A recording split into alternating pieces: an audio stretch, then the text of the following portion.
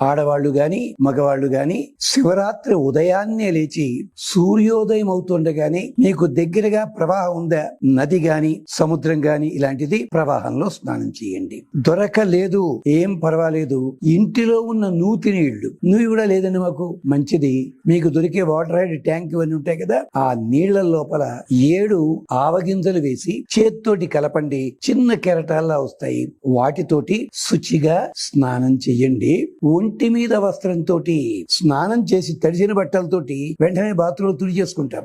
ఒక్క క్షణం మీ చుట్టుపక్కల ప్రాంతంలో కాస్త మట్టి ప్రదేశం ఉన్నట్టయితే ఒక్కసారి అక్కడికి వెళ్లి ఈ కట్టుకున్న బట్టల నీళ్లు అక్కడ పడేలా ఉండగా మీరు ఒళ్ళు తుడుచుకోండి. దీని వెనకాల రహస్యం ఏంటో తెలుసురా, శివరాత్రి నాడు గనక మీరు వస్త్రాలను అక్కడ మార్చుకునేటప్పుడు ఆ పిండిన నీళ్లు నేల మీద పడితే ఊర్ధ్వలోకంలో ఉన్న పితృదేవతలకి దాహం తీరుతుంది. ఇది పద్మ పురాణంలో చెప్పిన రహస్యం.